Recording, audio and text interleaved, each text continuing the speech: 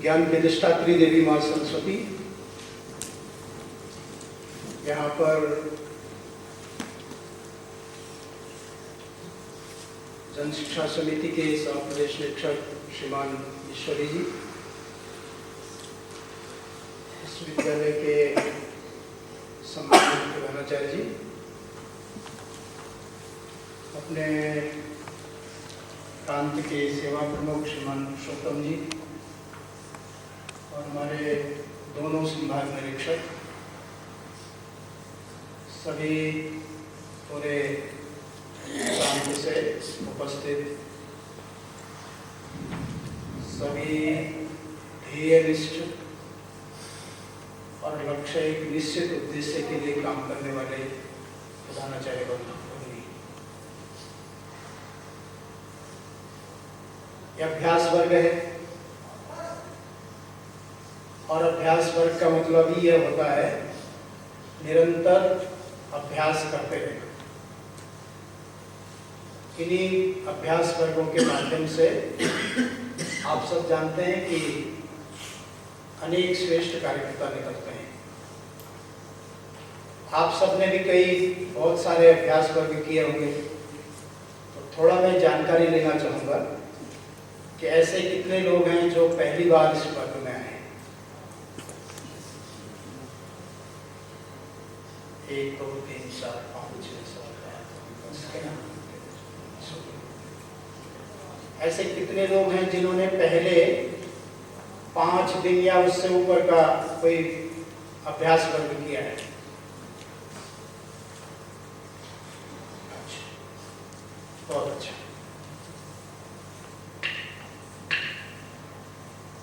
तो अभ्यास वर्ग का मतलब मैंने जैसे बताया, अपना सतत विकास करते हैं।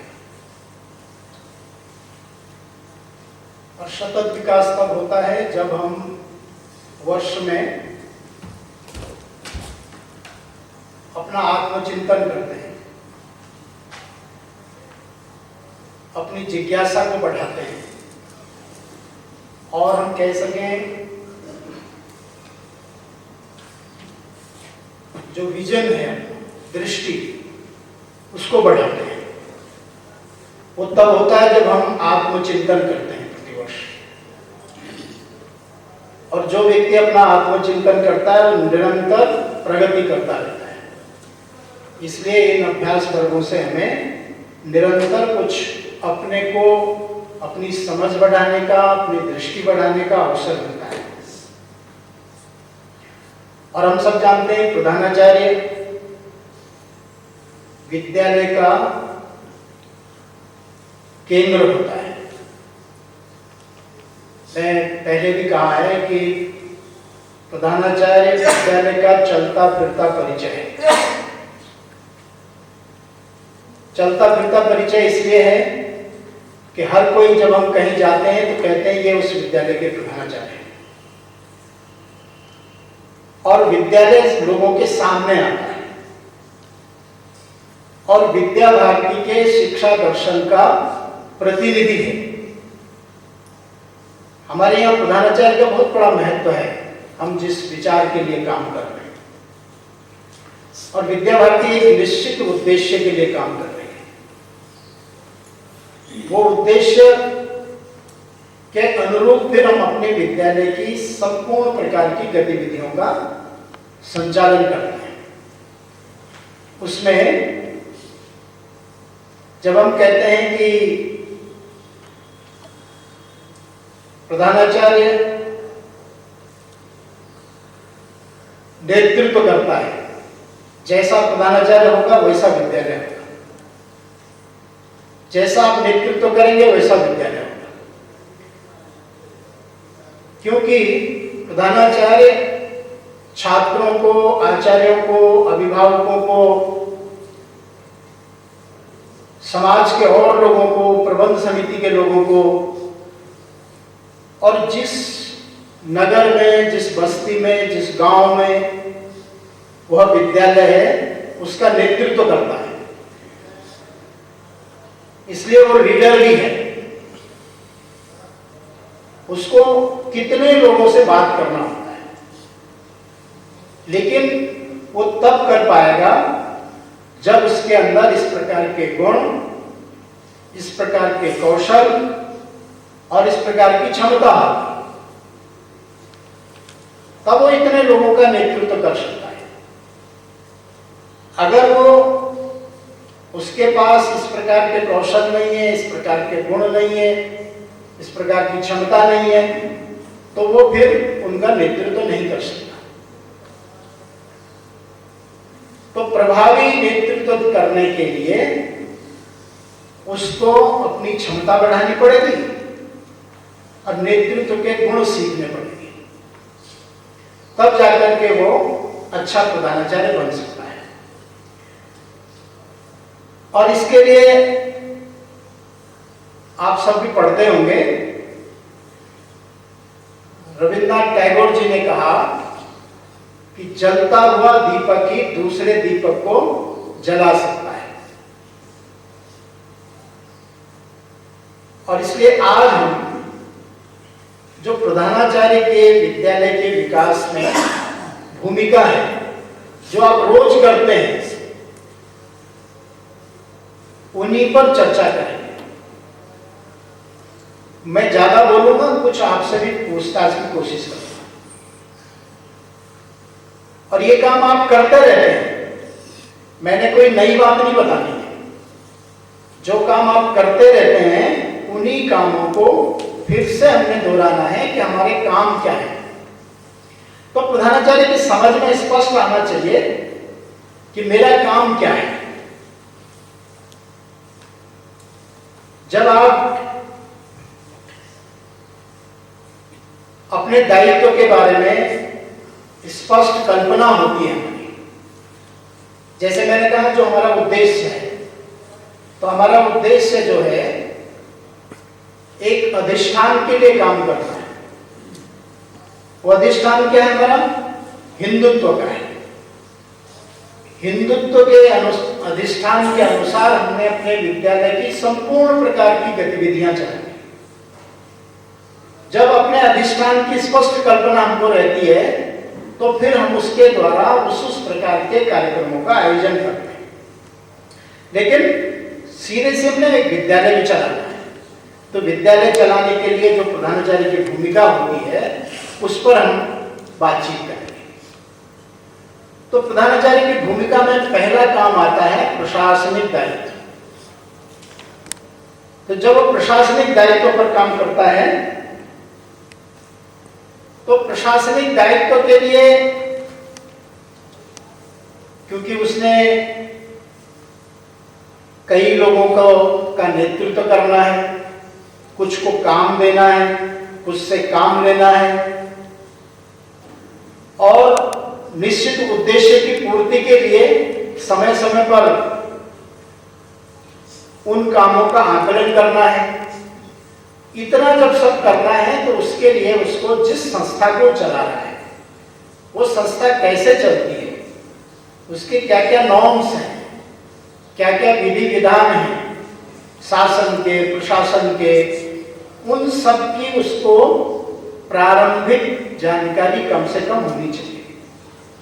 और जब उसको अगर प्रारंभिक जानकारी भी नहीं होगी, तो वो फिर उसको कोई भी दूसरा व्यक्ति भी पढ़ा सकता है कि ऐसा नहीं, ऐसा होता है। अब ये प्रशासनिक दायित्व में, इसको मैं ज्यादा नहीं लूंगा, ये रोज करते होंगे आपने आरटी सुना होगा, आपने आरटीआई सुना होगा, आपने विद्यालय की मान्यता लेते हैं आप, तो मान्यता के क्या नॉर्म्स हैं। तो इन सब प्रकार की बातों की जानकारी एक कुशल और अच्छे प्रशासक में होनी चाहिए। और जब उसमें अगर इस प्रकार की जानकारी उनका नहीं है, तो अध्ययन करना, ऐसे साहित्य को लेना, ऐसे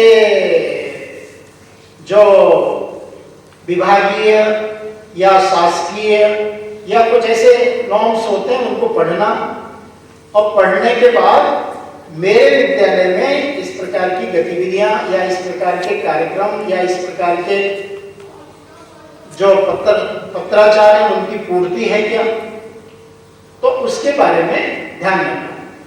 मेरे ध्यान में आता है बहुत जगह लोग कहते हैं हमारे यहाँ मान्यता नहीं मिल रही, मान्यता नहीं है। क्यों नहीं है भाई साहब? अभी फाइल ही जमा नहीं की है, या फाइल जमा नहीं कर दी है तो फाइल जमा भी कर दी है तो वो कहते हैं कि ये और मांग रहे हैं, तो उसके लिए भाई मांग रहे हैं तो पूर्ति करनी है, तो नॉर्म्स हैं उसके, तो उसकी पूर्ति के लिए अपनी समझ बढ़ाना, देखना, इधर उधर पूछना, अगर मेरी जानकारी नहीं है तो दूसरे से पूछना, और दूसरे से पूछने के बाद उसमें से मेरे किसी से सहायता भी लेनी पड़ती है, जानकारी लेनी पड़ती है, तो उसकी जानकारी लेना, ये जो काम है। तो इसके लिए कई एक प्रधानाचार्य को 2-3 बातों का विशेष रूप से मैं और कहना चाहूंगा। अपने काम की पहचान बनाना।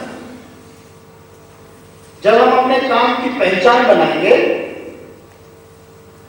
जिससे कि लोग काम देखकर ये कहें कि ये किसने किया।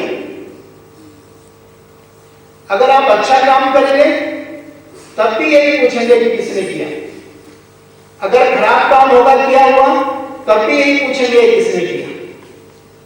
ये किसने किया शब्द एक ही है, लेकिन इसके अर्थ और भाव बदल गए। क्यों बदले?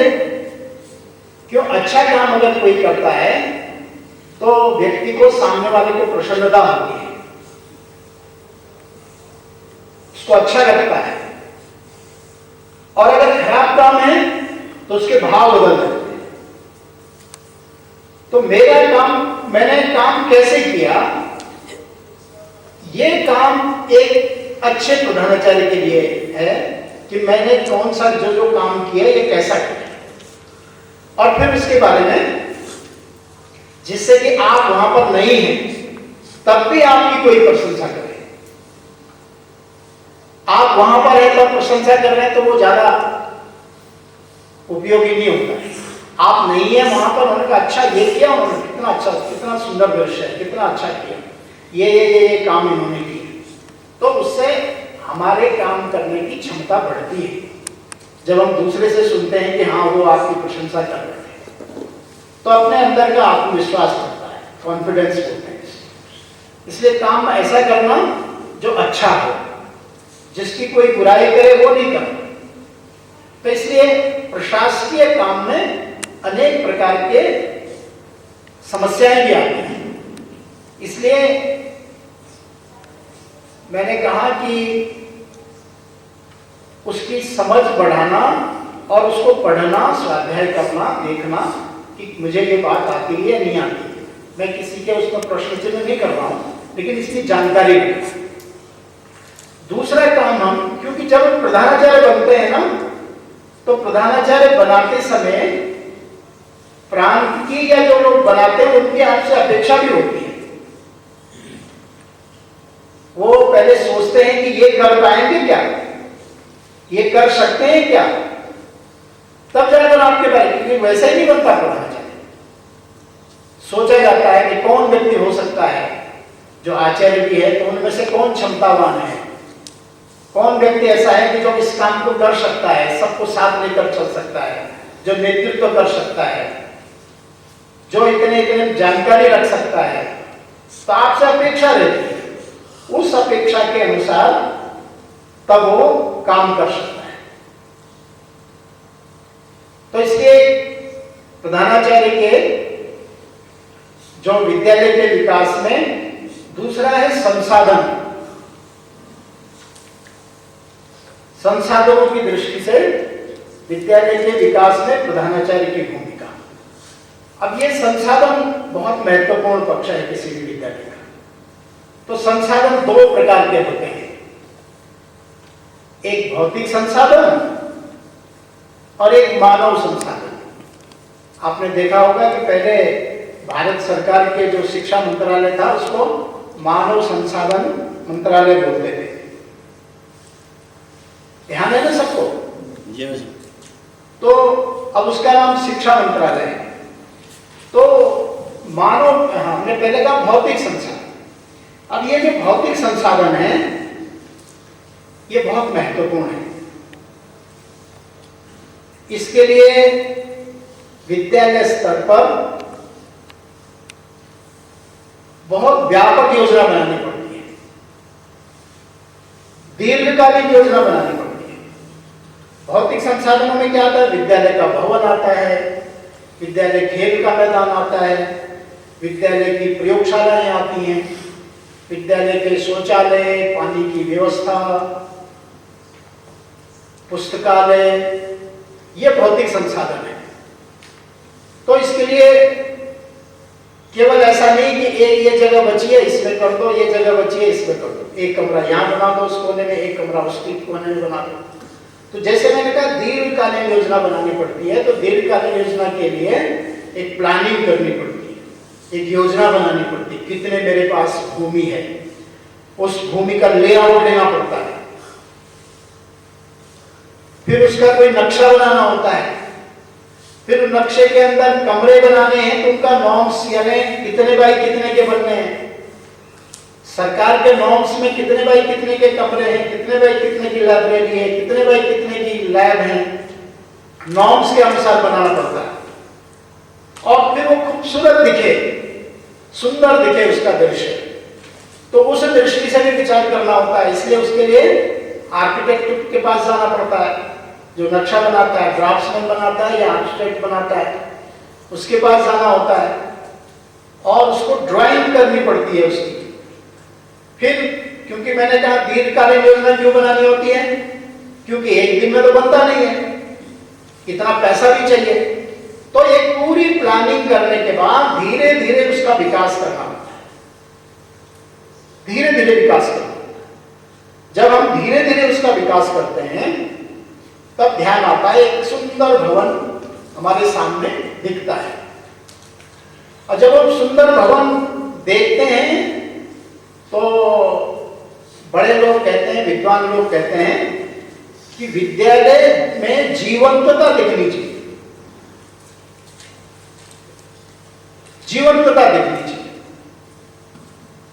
और रविन्द्रनाथ टैगोर ने एक शब्द, एक बात कही थी कि विद्यालय की दीवारें बोलती हुई दिखनी चाहिए, विद्यालय की दीवारें बोलती हुई दिखनी चाहिए। अब ये दीवारें बोलती हुई, अब जैसे इधर देख रहे हैं आप, देखिए विद्यालय पर इधर उधर देखिए, तो ये कुछ चित्र दिख रहे हैं हमको, कहीं पीछे कुछ और भगवान के चित्र देख रहे हैं, उनको देख करके उनके बारे में हम सोचना प्रारंभ करते हैं। तो ये है दीवारें, कहीं बोध वाक्य लिखे रहते हैं, कहीं और प्रकार के कोई ऐसा आकर्षक चित्र रहता है कि जिसको देखते ही प्रेरणा मिलती है। तो ऐसे चित्रों को देख करके, ऐसे बोध वाक्यों को देख करके हम ही नहीं, हमारे शिक्षक, हमारे आचार्य और हमारे भैया बहन और समाज में जो लोग आते हैं, उन सबको प्रेरणा मिलती है। इसलिए बोलते हैं हम कि विद्यालय की, जो बड़े लोग इसलिए बोलते हैं कि विद्यालय की दीवारें बोलती हुई दिखनी चाहिए, इसलिए ये प्रेरणा का विषय होता है। तो ये सब आप जानते हैं विषयों को, मैं केवल स्मरण कराने के लिए आपको बता रहा हूं कि इस प्रकार छोटी छोटी बातों का ध्यान रखते हुए बड़े मन से अपने विद्यालय के संचालन की योजना बनानी चाहिए। तब जाकर के प्रधानाचार्य एक सफल प्रधानाचार्य की ओर आगे बढ़ता है। वो एक संस्था का प्रमुख है जिसका वो नेतृत्व करता है, क्योंकि हमारे विद्या भारती में प्रधानाचार्य की भूमिका बहुत महत्वपूर्ण होती है।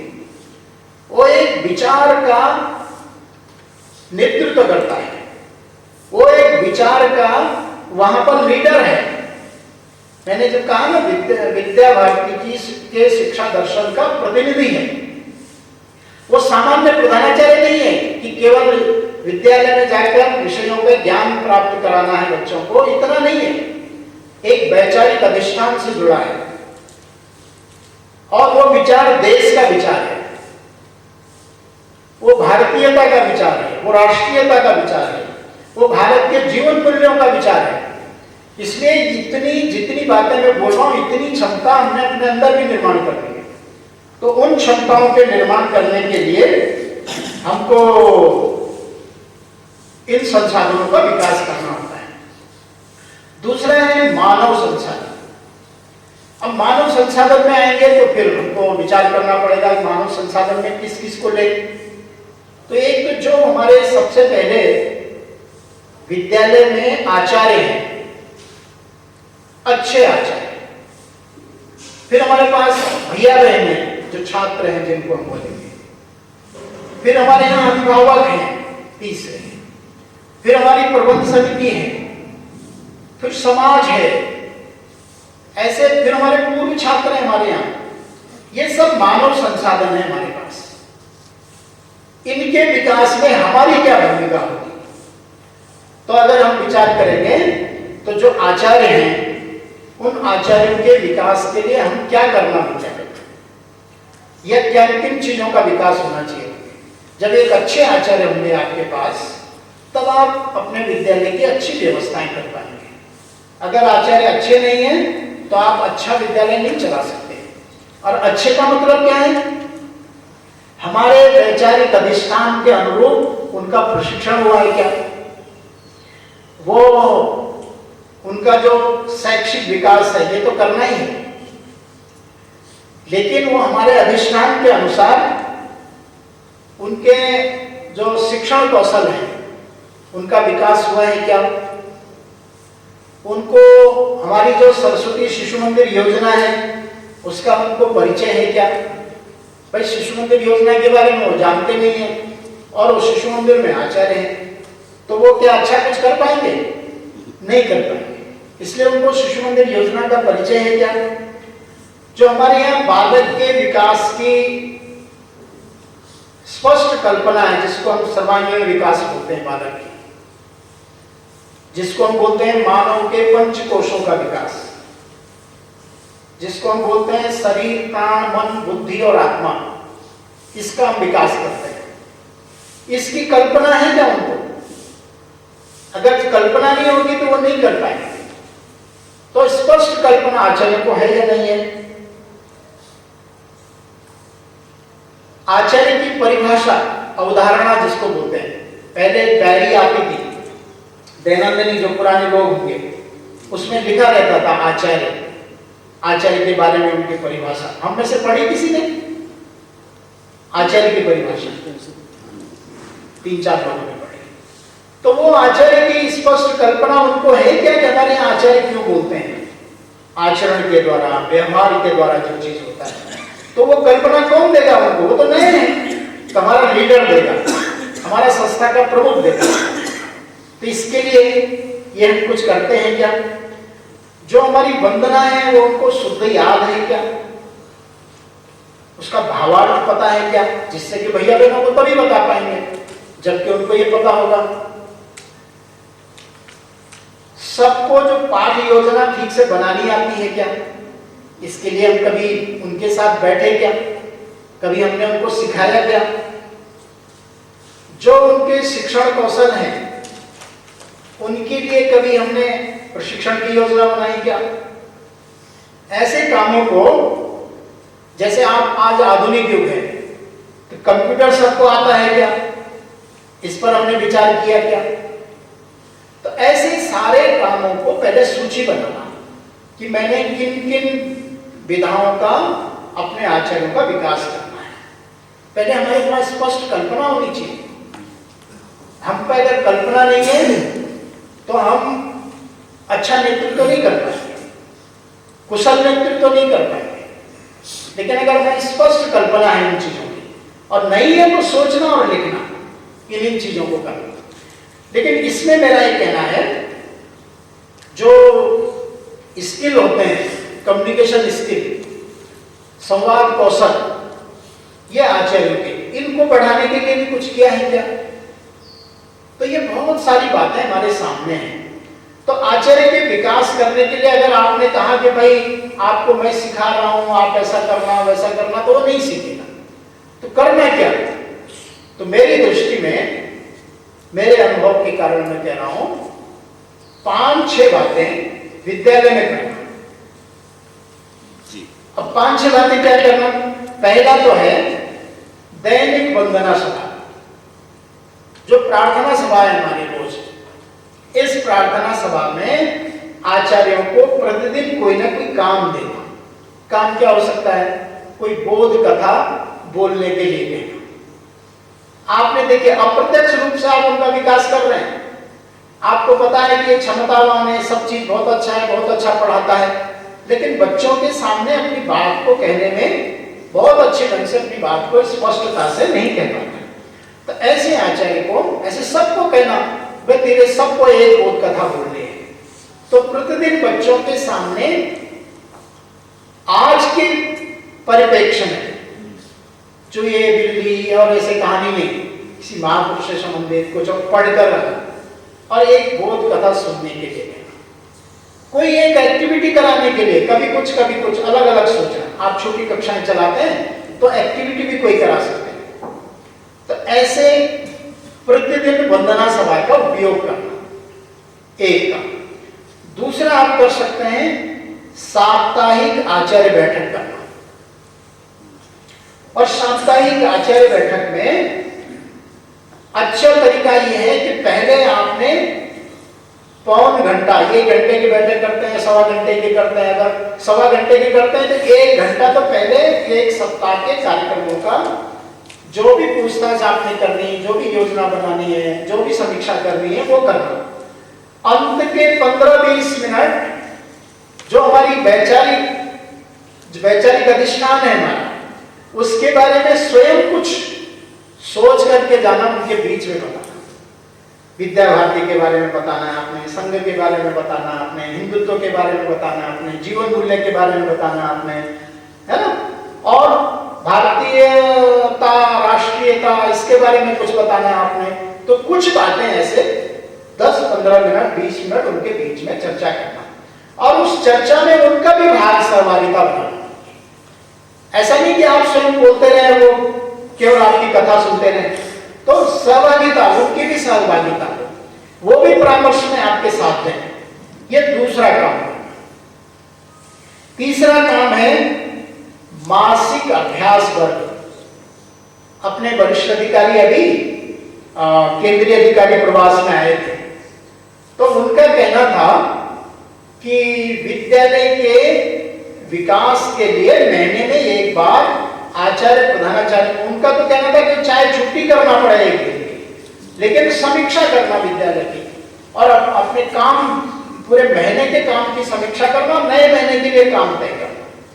तो हमारा ये कहना है कि अपनी परिस्थिति को, जरूरी नहीं है कि आप छुट्टी करें, आपकी परिस्थिति क्या है वो देखना, लेकिन हाँ, जैसे नैपुण्य वर्ग होता है, कई लोग करते हैं, कई स्थानों पर होता है, ऐसे 2-3 सत्रों में अलग अलग विषयों को लेकर के हर महीने आचार्य के साथ में कोई मासिक को कर सकते हैं क्या? तो ये तीसरा काम, इस प्रकार सोच सकते हैं। प्लानिंग करना, कई वरिष्ठ प्रधानाचार्य किसी और से, अपने संभाग निरीक्षकों से और लोगों से मार्गदर्शन देना कि इसमें हम क्या क्या करें। 2-2, 1.5 घंटे के 3 सत्र भी हो सकते हैं, 1.5 घंटे के 2 सत्र भी हो सकते हैं।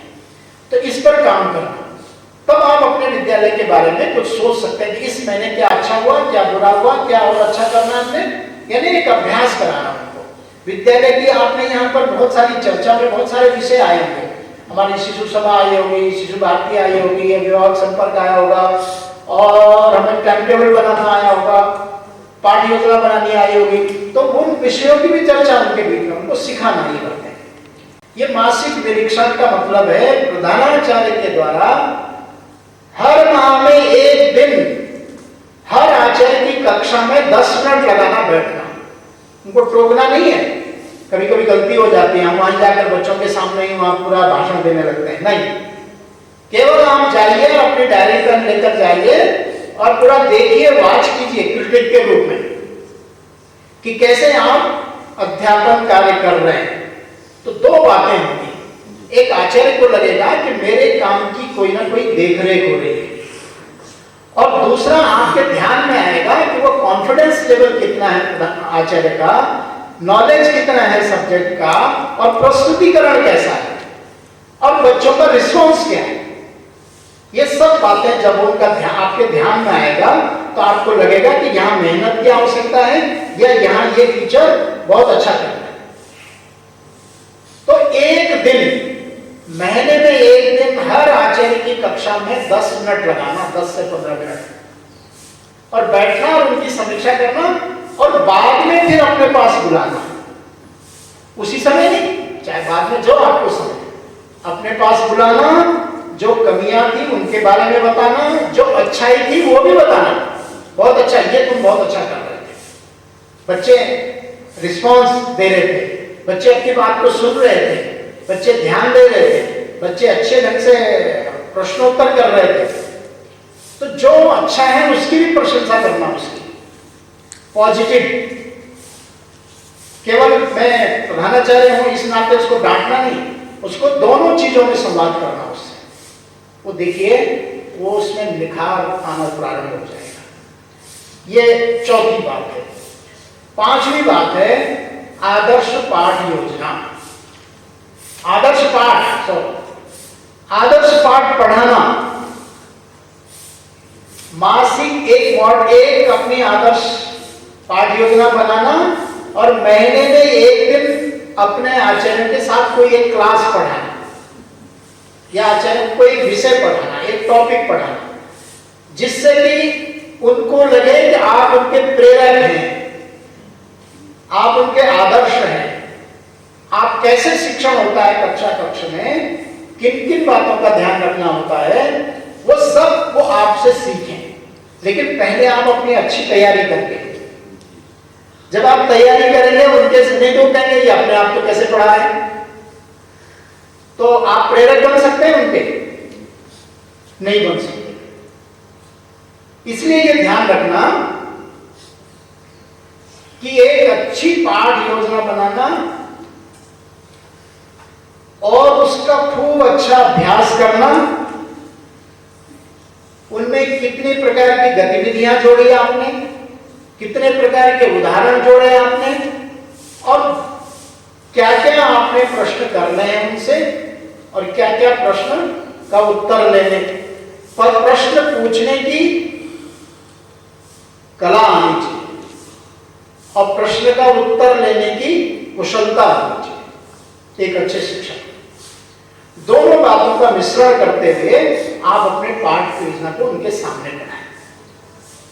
जब तक आप ऐसे शैक्षिक गतिविधियों के लिए उनके कौशलों के विकास के लिए काम नहीं करेंगे, आप अच्छा विद्यालय नहीं चला सकते। विजन और मिशन ये दोनों प्रधानाचार्य के काम में जुड़े रहने चाहिए। मिशन और विजन ये अगर नहीं है तो आप अच्छे प्रधानाचार्य नहीं हो सकते। मतलब अन्यथा नहीं लेना मेरी बात। मिशन, जिस मिशन के प्रति हम समर्पित हैं, जिस मिशन के लिए काम कर रहे हैं, और विजन चाहिए, जिस संस्था को चलाने उसके लिए कोई विजन है मेरे पास क्या? ये दो बातों का ध्यान रखते हुए और इसके लिए अपनी सहयोगी टीम खड़ी करना। जो आज आप दो हाथों से काम कर रहे हैं, आप अपने साथ 4 आचार्य और आपने कुशल बना दिए, तो वो 4 आचार्य के कितने हाथ हो गए? 8 हो गए। और 2 आपके तो कितने हो गए? 10 हो गए। एक है अकेला चलो, एक है समूह के साथ में चलना, उनको साथ में लेकर के काम करना, तो दोनों में अंतर होता है।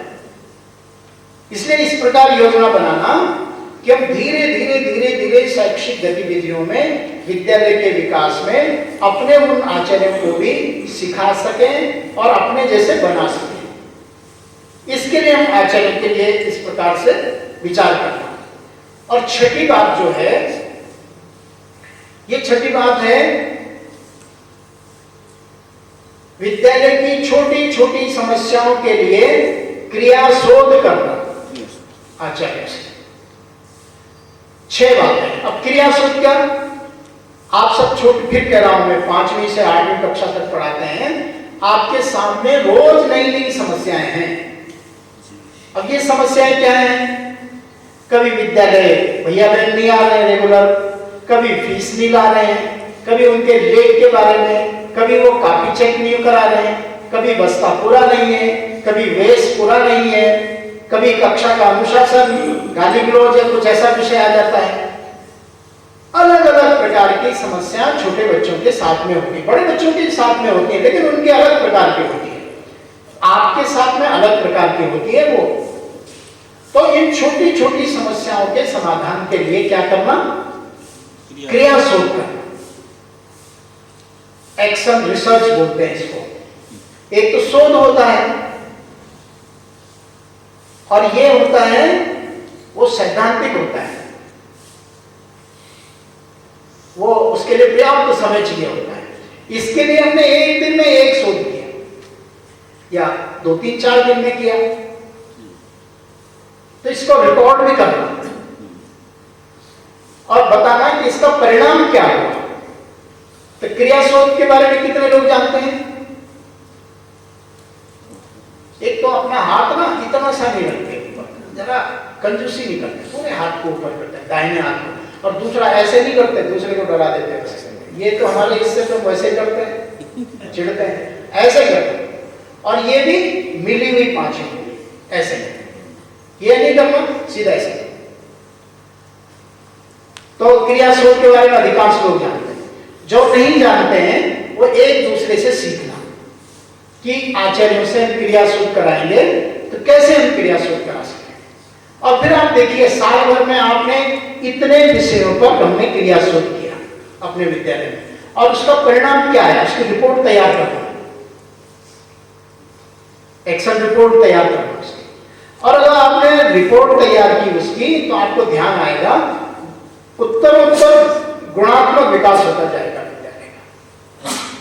तो ये आचार्य विकास की दृष्टि से हम इस प्रकार के कार्यक्रमों का आयोजन और इस प्रकार से उनके विकास की दृष्टि से हम तैयारी कर सकते हैं। बहुत स्पष्ट होना चाहिए कि आचार्यों का भी विकास करना है। केवल उनके बारे में ये खराब कर रहा है, ये ऐसा हो रहा है, ये कर ही नहीं सकता है, ये तो ऐसा है वैसा, इससे काम नहीं चलेगा।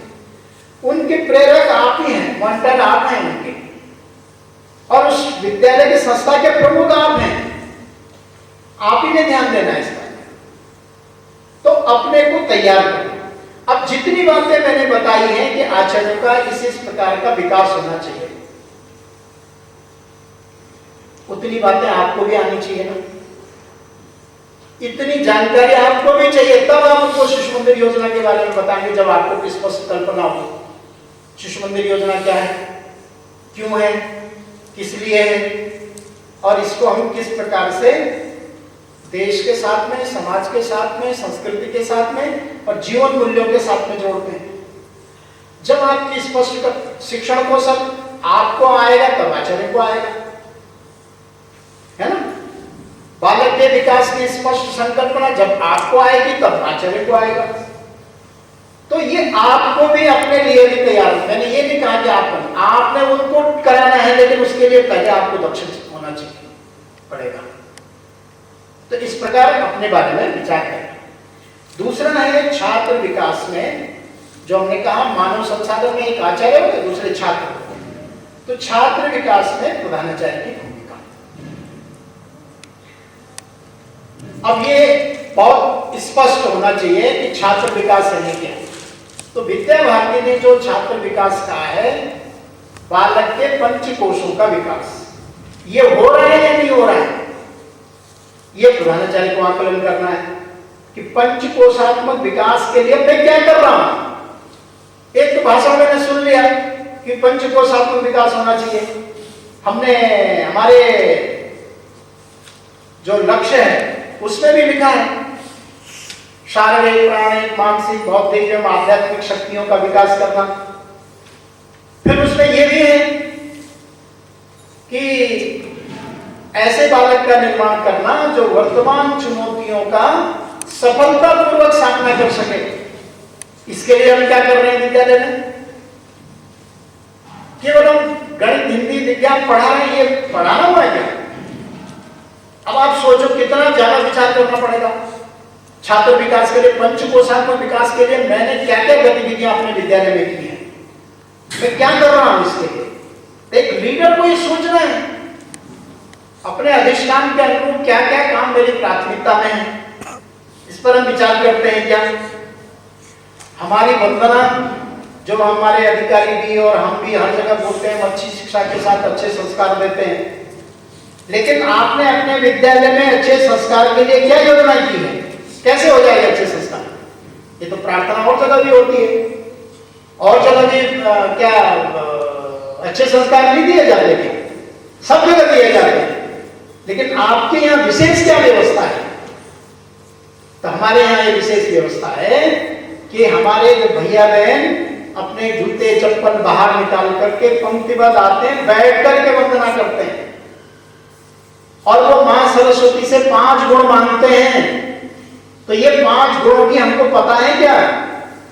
जो बोलते हैं साहस शील हृदय में भर दे, जीवन त्याग तपोमय कर दे, स्वाभिमान भर दे। इसके बारे में कभी हमने कल्पना दी उनको कि ये 5 गुण भैया बहनों कौन से मांगते हो आप? क्यों मांगते हो ये 5 गुण? हम बोलते हैं अपनी संघ की प्रार्थना की हमने, परममय भवने तुम्हें तत्स्वराष्ट्रम, राष्ट्र के लिए हम वो प्रार्थना करते हैं। लेकिन यहां भी हम अपने लिए तो मांगते ही हैं, देश के लिए भी मांगते हैं। जग सिर मौर बनाए भारत, बोलते हैं ना, तो जग सिर मौर बनाए, जग सिर मोर बनाए भारत। मोर तो नाचने वाला होता है, कई जगह मैं सुनता हूं जग सिर मोर बनाए भारत बोलते हैं। तो जग सिर मौर बनाए भारत, भारत को दुनिया में सर्वश्रेष्ठ बनाना, दुनिया का ताज बनाना, ये भी हम अपनी प्रार्थना में मांगते थे। ये हमने बात बताई क्या? भैया बहनों को अपनी वंदना का भावार्थ बताते हैं क्या? हम उनको बताते हैं कि अम्ब विमल मति दे, इसका क्या मतलब? अम्ब का मतलब क्या है? अम्ब कितने लोग जानते हैं? अम्ब विमल मति दे, मति का मतलब क्या होता है? है बुद्धि, विमल और अम्ब है। अरे भाई बोलो, आप लोग बताते हैं, कोई एक खड़े होकर बोलो, अम्ब विमल मति दे, इसका अर्थ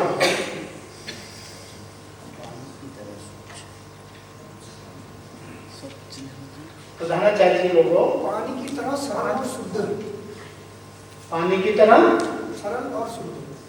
अच्छा, और कोई बोलो। अब कितनी छोटी बात है, रोज हम बोलते हैं ना, लेकिन हमने इसका भावार्थ नहीं बताया। कॉन्फिडेंस के साथ बोलना चाहिए था। ये छोटी छोटी बातें एक प्रधानाचार्य को ध्यान रखनी ही है।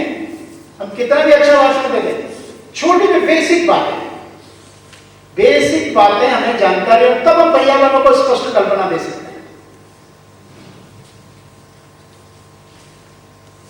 तो इन बातों के लिए, भैया बहनों के विकास के लिए हम क्या कर रहे हैं?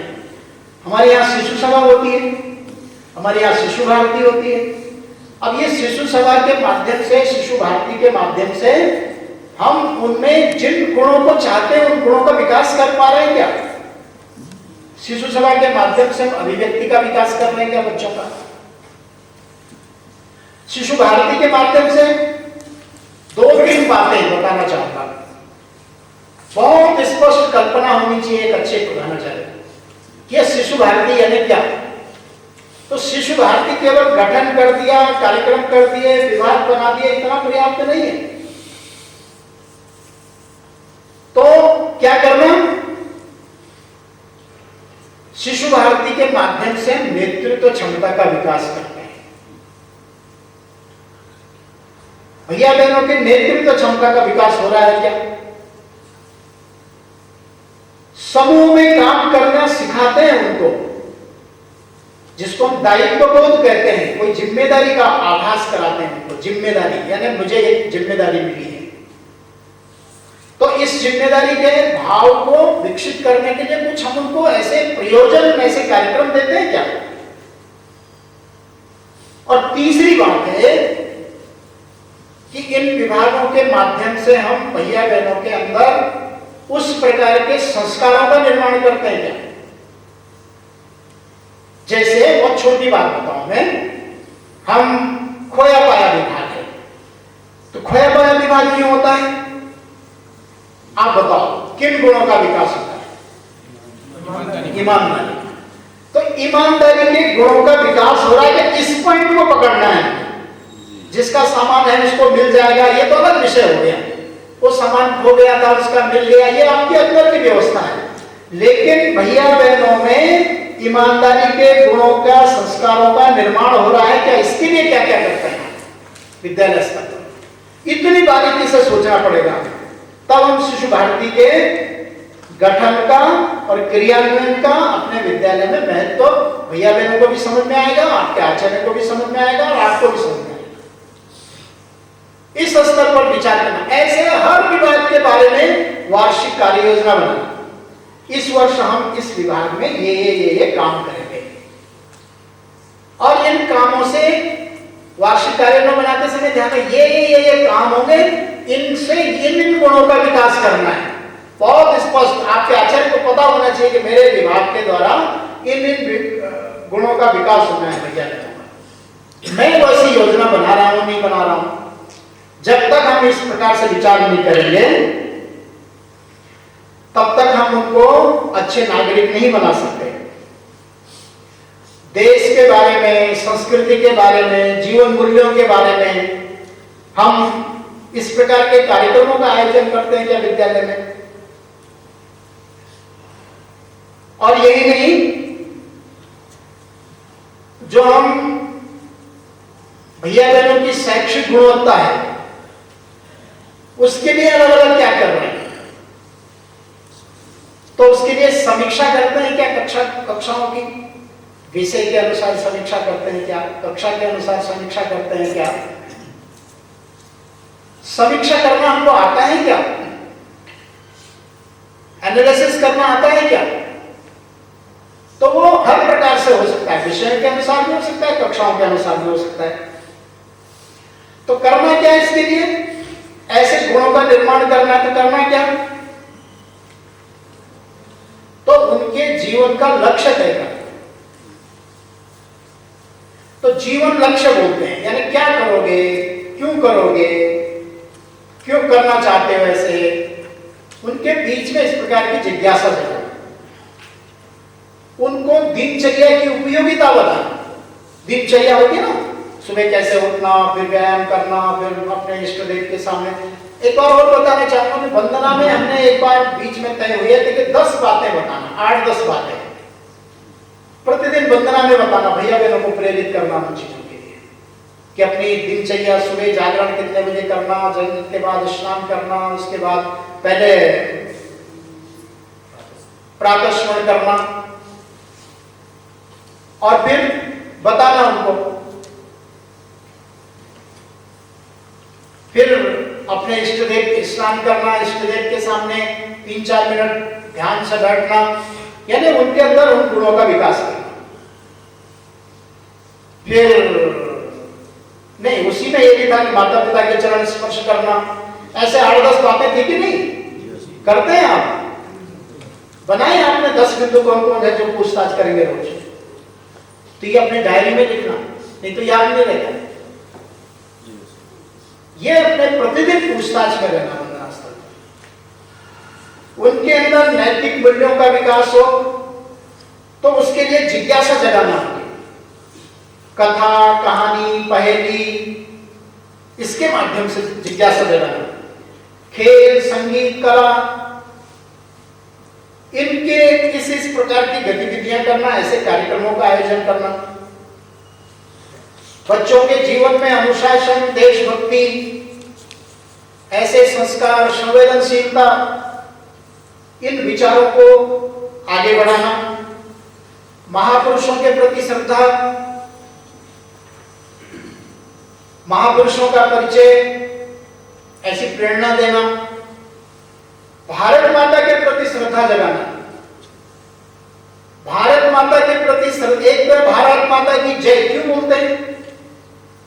तो हमारे शास्त्रों में भी है, माता भूमि पुत्रोहम पृथिव्याः, यह भूमि मेरी माता है, मैं इसका पुत्र हूं। ऐसा सजग विचार अगर आप बच्चों को प्रतिदिन बताएंगे तो उसको भारत माता की जय बोलने में जोश आएगा, उसकी देशभक्ति जागृत होगी। इसलिए आप देखते होंगे कि हमारे जो प्रातः स्मरण है उसमें भी है, क्या है? समुद्र वसने देवी पर्वतस्तन मंडले विष्णु पत्नी नमस्तुभ्यं पादस्पर्शम क्षमस्व में। अब इसको अर्थ भी बताओगे आप बच्चों को, उनकी समझ में क्या आएगा? उनको लगेगा ऐसा करते हैं, पता नहीं क्या करते हैं। इसलिए उस श्लोक के प्रारंभ में ही है समुद्र वसने देवी, पर्वतस्तन मंडले विष्णुपत्नी नमस्तुभ्यम पादस्पर्शम चमस्व। अब जब ये श्रेष्ठ विचार आप बच्चों को बताएंगे प्रतिदिन, तो क्या होगा? उनके अंदर की जिज्ञासा जगेगी और वो भारत के प्रति, भारत माता के प्रति श्रद्धा का भाव निर्माण होगा। ऐसे ही अपने सुभाषित है, रामचरितमानस की चौपाई है, गीता के श्लोक हैं, इनके बारे में, अपने धर्मशास्त्रों के बारे में नहीं बताएंगे उनको, तो फिर वो पढ़ तो लेते हैं, मौलिक और जीवन मूल्यों की जो जानकारी है उनको नहीं रहती। इसलिए दूसरा पक्ष क्या है? छात्र विकास का है। तो छात्र विकास की ऐसी योजना बनना, जब तक हमको स्पष्ट कल्पना न हो कि हमको करना क्या है छात्र विकास के लिए, तब तक आप कर नहीं सकते थे। नहीं तो रोज के रूटीन में बंधे रहेंगे। तो हमारी डायरी में लिखा रहना चाहिए, छात्र विकास के ये कार्यक्रम करते हैं, आचार्य विकास के ये कार्यक्रम करते हैं। अब अगला पक्ष हमारी प्रबंध समिति हमारे पास रहती है।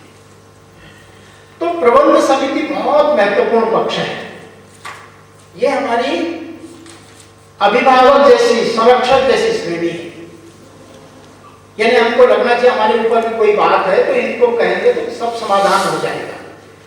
लेकिन वो भी समाज के लोग होते हैं, तो अप्रत्यक्ष रूप से उसमें भी हम एक, क्या बोलते हैं, पदेन सचिव हैं, है ना? उस प्रबंध समिति का हम एक अंग है, धुरी है। इसलिए उनसे संवाद करना, उनसे मिलते जुलते रहना, उनकी सक्रियता बढ़े तो उनको बीच बीच में आमंत्रित करते रहना, और जो भी काम करना जब आप पूछ के करते हैं ना तो उनको भी अच्छा लगता है और वो चार काम आपकी मदद करते हैं। आप पूछेंगे नहीं और ये सोचेंगे कि ये हमारा ही काम है, इनका काम थोड़ी है, तो फिर नहीं चलेगा। तो उनको भी साथ लेना, वो भी हमारी शक्ति के रूप में काम करते हैं। और कुछ वैधानिक चीजें हैं उसमें। वैधानिक चीजें ये हैं कि हमारी एक कमेटी होती है स्कूल की, और इस कमेटी का काम तो होता ही है, तो विद्यालय में बहुत सारे काम होते हैं, उस कमेटी में काम बांटने चाहिए। जो शिक्षा जगत से जुड़े हुए लोग हैं तो उनको आमंत्रित करना, भाई साहब कभी आइए, कभी हमारे आचार्य के साथ बैठिए, कभी हमारी कक्षाओं में काम अवलोकन कर लीजिए। जब दूसरा व्यक्ति करता है, कुछ बताता है, तो हमारे भी ध्यान में आती है। कुछ निर्माण संबंधी टेक्निकल लोग हैं तो निर्माण संबंधी जानकारी उनको बुला लिया, भाई साहब ये चाहते हैं बनाना, ऐसा ऐसा कैसे होगा, क्या करें। कुछ ऐसे लोग होते हैं कि हमारी प्रशासन में मदद कर सकते हैं, हमारी मान्यता, हमारे बहुत सारी चीजें प्रशासन संबंधी होती है, भाई साहब जरा एक दिन आपके साथ चलना था। तो चार काम निकालना और प्लानिंग के साथ में उन कामों को करने के लिए अपने को तैयार करना। लेकिन वैधानिक काम क्या होते हैं? एक साधारण सभा होती है विद्यालय की, और एक होती है कार्यकारिणी। पता है सबको?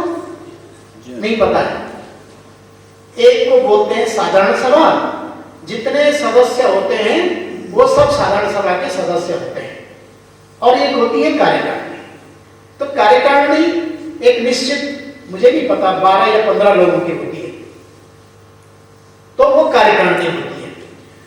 इनकी बैठकें होनी चाहिए निरंतर। तो एक तो नॉर्म्स होते हैं उनके कि कितनी बैठकें होनी ही चाहिए इनकी नियम के अनुसार। ये पता जिनको है वो बताओ, किसी को पता है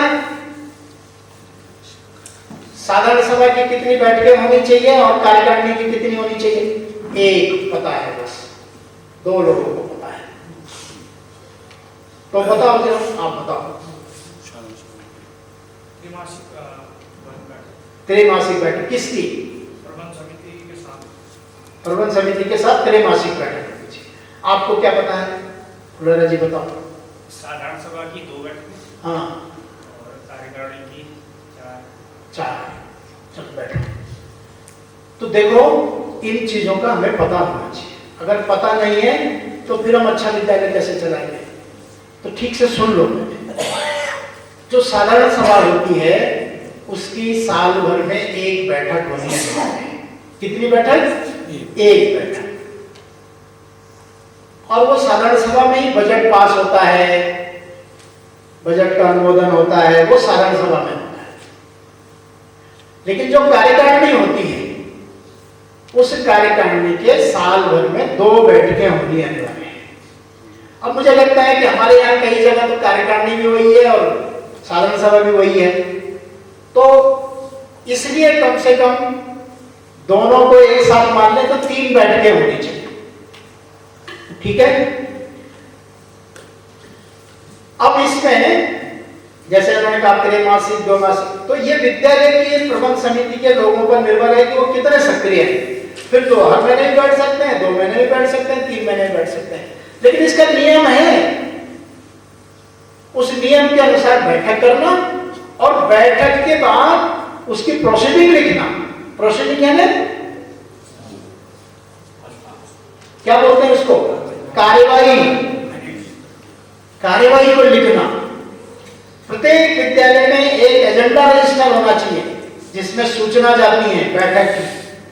ऐसा नहीं कि 15 अगस्त की बैठक की भी सूचना उसी में चली जाए, 26 जनवरी की भी उसी में, और बैठक हो रही है तो वो नहीं। अलग से प्रबंध समिति की बैठक जब होती है तो उसका एक अलग एजेंडा रजिस्टर बोलते हैं उसको। उसमें लिखा जाता है कि समस्त पदाधिकारियों को सूचित किया जाता है कि दिनांक इतने इतने को विद्यालय के सभागार में या विद्यालय में प्रबंध समिति की कार्यकारिणी की एक आवश्यक बैठक होने निश्चित हुई है जिसमें आपकी उपस्थिति प्रार्थनीय है। और फिर क्या? उनके नाम, कौन कौन रहेंगे उपस्थित, उनके नाम सदस्य, और नीचे लिखा जाएगा फिर बैठक के बिंदु। तो ये जो बिंदु है यही एजेंडा है। नंबर 1 गत कार्यवाही की पुष्टि, नंबर 2 विद्यालय की प्रगति की आख्या, नंबर 3 विद्यालय का अनुमानित बजट, नंबर 4 कुछ है तो ठीक है, नहीं तो अन्य अध्यक्ष जी की अनुमति से। ऐसे जो लिखा जाता है इसको एजेंडा रजिस्टर बोलते हैं। तो ये प्रबंध समिति के काम जो है इसका भी नेतृत्व एक किस्म से विद्यालय में प्रधानाचार्य को ही करना होता है अप्रत्यक्ष रूप से। बाकी प्रबंधक अध्यक्ष वो नियमानुसार वही है, लेकिन अपना विद्यालय के रखना सब चीज आपको करना है भाई। कार्यवाही लिखनी है, कार्यवाही लिखनी इसलिए आपको कि आप पद सचिव हैं और सचिव का काम होता है लिखने का। इसलिए आपकी जिम्मेदारी कोई भी प्रबंधक को नहीं पूछेगा। किसको पूछेगा? आपको पूछेगा। जरा आप ठीक से बैठो। I am also teacher. इस समय मैं शिक्षक हूं ना, तो शिक्षक का ध्यान यही है कि मेरी कक्षा में ठीक से बैठे हैं या नहीं। इसको बोलते हैं शिक्षा दर्शन, कक्षा दर्शन। तो क्या करना? इसकी जानकारी करना, और जानकारी करने के बाद अपने विद्यालय की इस प्रकार की प्रबंध समिति संबंधी चीजों को भी व्यवस्थित रखें। यह भी प्रधानाचार्य का काम है। अगला जो काम है वो अभिभावकों के संबंध में है। तो अभिभावकों के संबंध में भी हम सब जानते हैं अभिभावक हमारे लिए सहयोगी का काम करते हैं। तो जो अच्छे प्रधानाचार्य होते हैं वो अभिभावकों 8-10 अभिभावकों की एक जो हमारे शुभचिंतक होते हैं उनकी एक टोली बना देते हैं। अगर ज्यादा संख्या है तो ज्यादा संख्या की, और उनसे निरंतर संवाद करते हैं। उनको अपने विद्यालय की गतिविधियों में उनका परामर्श देना, उनका सहयोग लेना, ये करते हैं। वही मैंने कहा अपने हैंड्स बढ़ाएं। और वो अभिभावक कौन होते हैं? विद्यालय में कोई भी घटना दुर्घटना ऐसे में एक तो सहयोग करते हैं, और कोई गलत भी हो जाए तो उसमें कहते हैं नहीं नहीं मैं जानता हूं उनको, ऐसा नहीं हो सकता है उस विद्यालय में। तो आपकी ब्रांडिंग भी करते हैं, आपका पक्ष भी लेते हैं, लेकिन आपकी पहल होनी चाहिए। अगर आपने ऐसे टीम, ऐसे लोग 8-10-20 अपने साथ खड़े किए तो वो आपके ब्रांडिंग भी करते हैं। ब्रांडिंग क्या करते हैं? अरे साहब स्कूल तो वो है, क्या अनुशासन है वहां, क्या संस्कार मिलते हैं वहां, मैं जानता हूं वहां, मैं तो जाता रहता हूं। वहां बच्चों को बहुत अच्छे अच्छे ढंग से देशभक्ति की बात पढ़ाई जाती है।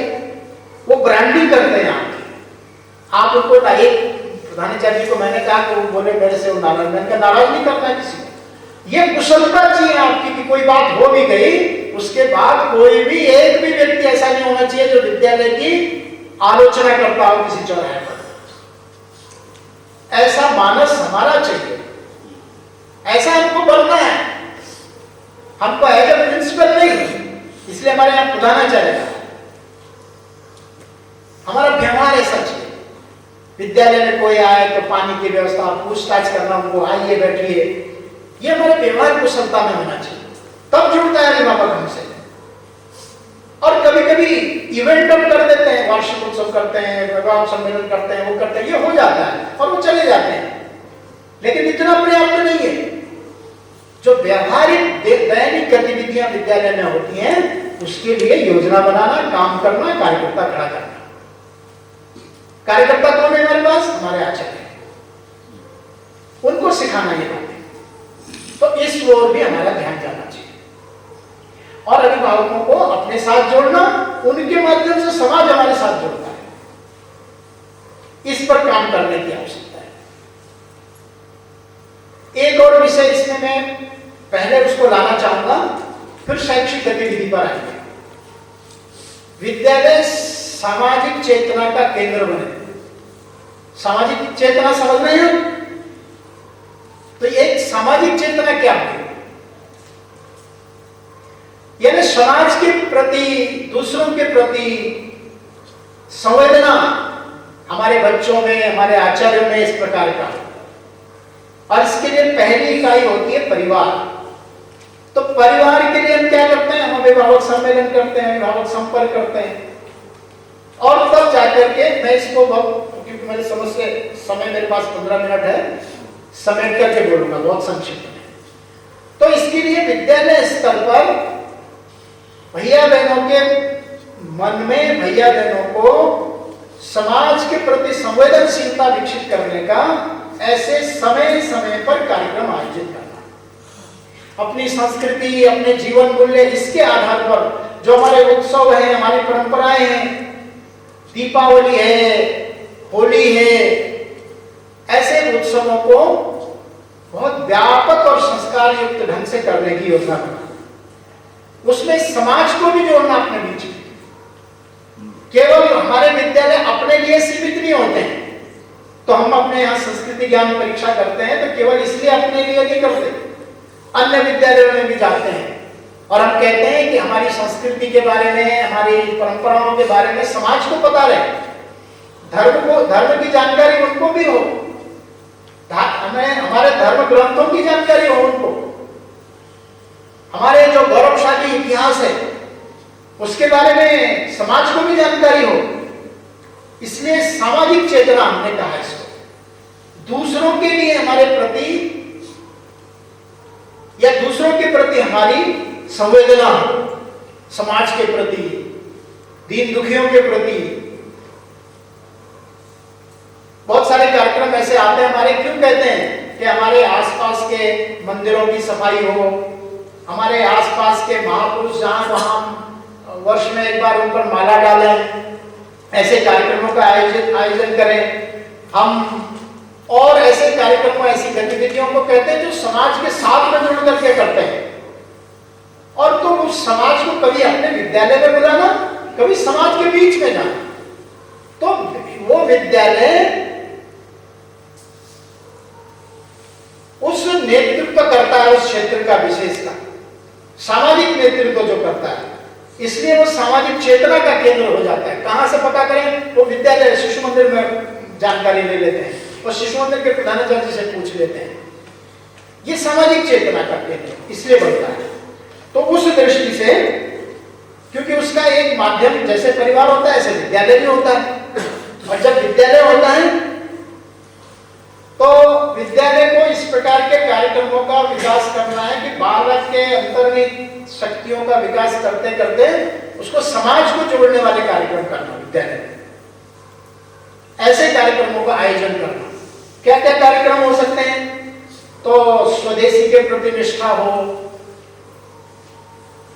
स्व के प्रति जागरूकता हो, स्वाभिमान के प्रति हो, देश का स्वाभिमान, संस्कृति का स्वाभिमान, समाज का स्वाभिमान, इसके प्रति ऐसे कार्यक्रमों का आयोजन हो जिसको हमने कहा शिक्षा के माध्यम से सामाजिक परिवर्तन करना। इसलिए ये इसको कहा है सामाजिक चेतना का केंद्र। और विद्यालय में सांस्कृतिक पर्वों का आयोजन करना, उत्सवों का आयोजन करना, छात्रों को सामाजिक समस्याओं की अनुभूति कराना, छात्रों को या भैया बहनों को जो सामाजिक अनुभूति होती है। आपने देखा होगा पहले ग्राम दर्शन होते थे, ग्राम दर्शन के कार्यक्रम, और ये अभी भी हम और क्या बोलते हैं, अलग अलग स्थानों पर जाते हैं ना, देव दर्शन, मंदिरों में जाना, कुछ ऐसे ऐतिहासिक स्थलों पर जाना, उसकी जानकारी देना, उसके बारे में कथा कहानी के माध्यम से वर्णन करना, ये सब होता था। आज भी होता है। प्रशासनिक कार्यालयों में जाना, कुछ ऐसे स्थानों पर भ्रमण कार्यक्रम भी करते थे। तो उनको अपने विद्यालय की गतिविधियों में जोड़ना, इसलिए समाज से उसको जोड़ करके देखना। दूसरा हम पक्ष पर विचार करेंगे। अब हम एक पक्ष है शैक्षिक और एक संस्कार, दो पक्षों पर हम विचार करेंगे। तो शैक्षिक दृष्टि से भी प्रधानाचार्य को निरंतर सजग रहना चाहिए। तो विद्यालय का जो शैक्षिक वातावरण हो वो बहुत पुष्ट होना चाहिए। विद्यालय में पढ़ाई लिखाई नहीं होगी तो अभिभावक आपके पास नहीं भेजेगा। 1-2 साल रखने के बाद भले आप कितने अच्छे संस्कार दे रहे हैं, लेकिन अच्छे संस्कारों के साथ साथ वो आपको अच्छी पढ़ाई पर भी ध्यान देना है। तो अच्छे पाठ्यक्रम की योजना बनाना, पाठ्य सामग्री निर्माण की योजना बनाना, विद्यालय की भैया बहनों की भाषा जो है, आचरण की भाषा समृद्ध हो, उनका सुंदर लेख हो, इस ओर हमारा ध्यान जाना चाहिए। जो हमारे आधारभूत विषय हैं, अब वो ये हम यहाँ जोड़ना पड़ेगा हमको उसको। जो हमारे 5 आधारभूत विषय हैं, सबको पता है ना? 5 आधारभूत विषय पता है किसी को? जिनको नहीं पता है हाथ ऊपर करो, कोई बात नहीं, आप नए हैं, सबको पता है। चलो इसमें समय वेस्ट नहीं करते। तो 5 आधारभूत विषय की योजना बनाना, 5 आधारभूत विषय के पाठ्यक्रम हैं, उन पाठ्यक्रमों को अपने विद्यालय में मंगाना, उनको पढ़ना। उसमें समय है कि शारीरिक कितने पीरियड किन कक्षा के लिए है, योग कितने पीरियड किन कक्षा के लिए है, संगीत में क्या कर रहे हैं। तो योग के, संगीत के, शारीरिक के अच्छे आचार्य रखना, उसकी गतिविधियां विद्यालय में कराना, नैतिक एवं आध्यात्मिक शिक्षा के लिए काम करना। तो इतने जो हमारे 5 आधारभूत विषय हैं उनके बारे में काम करना। आज गणित और अंग्रेजी का बड़ा महत्व है। गणित, अंग्रेजी, विज्ञान। अंग्रेजी में सभी बच्चों को माइसेल्फ आता है क्या? सभी बच्चों को कन्वर्सेशन करना आता है क्या? उनके स्पोकन के लिए हमने कुछ काम किया क्या? हमने उनकी वोकैबुलरी बढ़े उसके लिए काम किया क्या? तो अंग्रेजी के स्तर को बढ़ाना आज समाज चाहता है। समाज चाहता है तो हर बच्चे को माइसेल्फ, अब वो अपना इंट्रोडक्शन देता है, अगर धड़ल्ले से देता है तो कहते हैं कहाँ पढ़ता है, बहुत अच्छी अंग्रेजी आती है। और अगर वो गर्दन हिलाने लगता है कि क्या करने लगता है तो क्या बोलते हैं, कहाँ पढ़ता है, अच्छा हिंदी मीडियम संस्कृत पढ़ाते हैं। तो इस तरह अपना स्वाभिमान हमने बढ़ाना है भाई, अपने स्तर को हमने बढ़ाना है। इसलिए प्रत्येक विद्यालय में छोटी कक्षा में 5 पोएम सभी बच्चों को आनी चाहिए।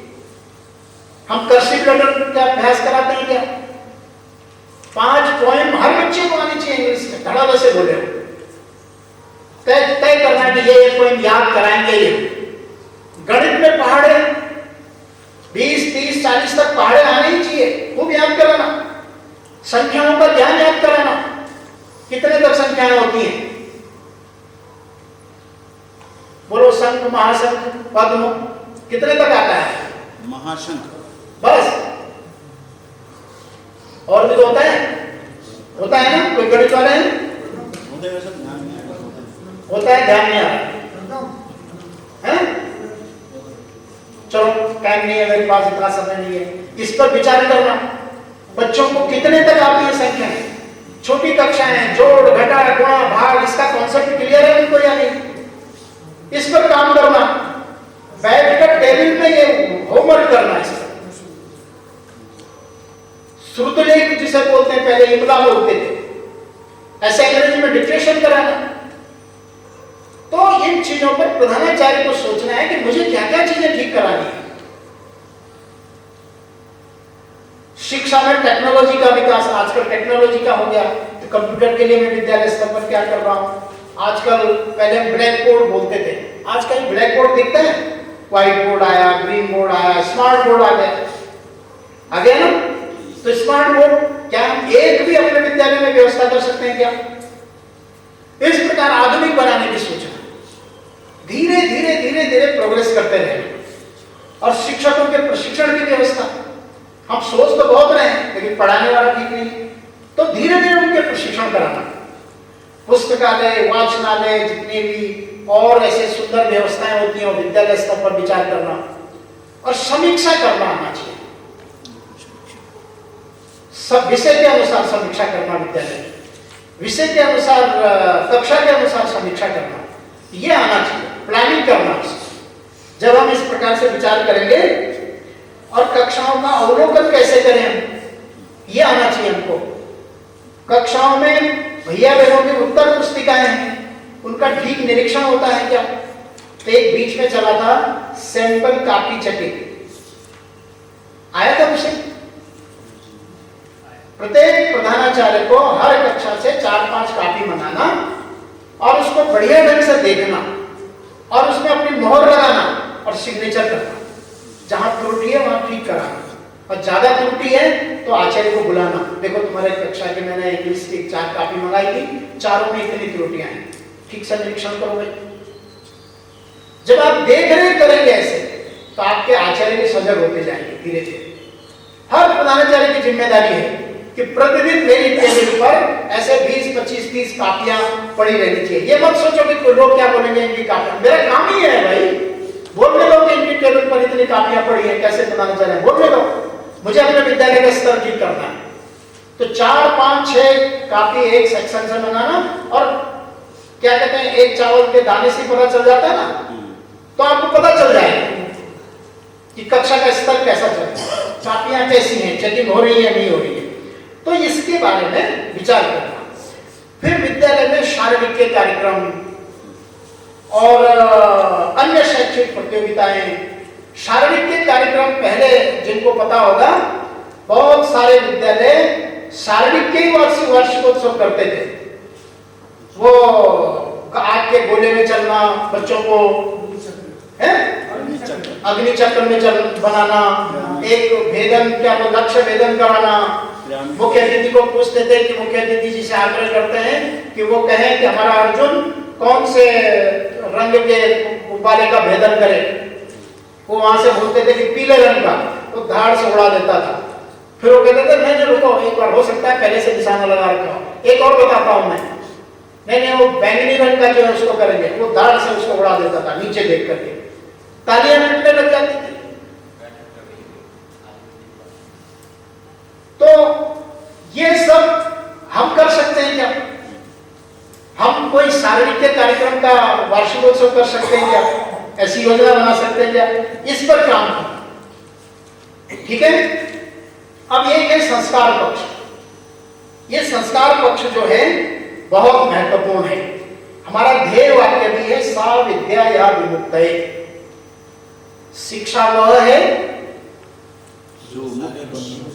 जो सारे बंधनों से मुक्त हो या मुक्ति प्रदान करे। किससे? बताओ। अभाव से, अज्ञानता से, निर्धनता से। शिक्षा है ना, तो ये मूल हमारा ध्येय वाक्य है। इसके लिए हम कभी काम करते हैं क्या संस्कारों की दृष्टि से? और इसलिए ये बहुत महत्वपूर्ण है हमारे यहाँ का संस्कार पक्ष। अच्छी शिक्षा के साथ अच्छे संस्कार हम देते हैं। तो अच्छे संस्कार यानी क्या? तो हमारे यहाँ वेदों में भी 3 सूत्र बताए हैं वेदों में। असतो मा सतगमय, तमसोमा ज्योतिर्गमय और मृत्योर्मा अमृतम अमृतम गमय। तो पहला वाला जो है वो क्या है? असतोमा असत्य से सत्य की ओर। दूसरा क्या है? अंधकार से प्रकाश की ओर। और तीसरा क्या है? मृत्यु से अमृत की ओर। हाँ, तो क्या क्या बोलेंगे इसको? जीवन मरण के कार्य से बच्चों को समझाना है हमने सरलता से, इस बात को हमने आगे पुष्ट करना है। तो क्या बोलेंगे हम इसको? क्या मैसेज?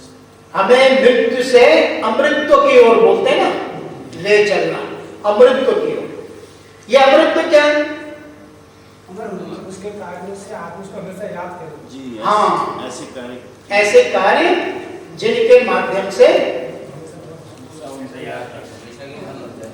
जैसे मुझे स्मरण तो नहीं हो रहा है, लेकिन उसमें हनुमान चालीसा में तुलसीदास जी ने हनुमान जी का बहुत सुंदर वर्णन किया। किसका? हनुमान जी का। तो उन्होंने कहा, विद्यावान गुणी अति चातुर, राम काज करवे को आतुर। कि मनुष्य के लिए शिक्षा के माध्यम से अक्षर ज्ञान प्राप्त करना महत्वपूर्ण नहीं है। समझ गए ना? अक्षर ज्ञान तो कोई भी कर लेता है। विद्यावान गुणी अति चातुर, विद्यावान गुणी अति चातुर, राम काज करवे को आतुर। लेकिन बल्कि उसके जो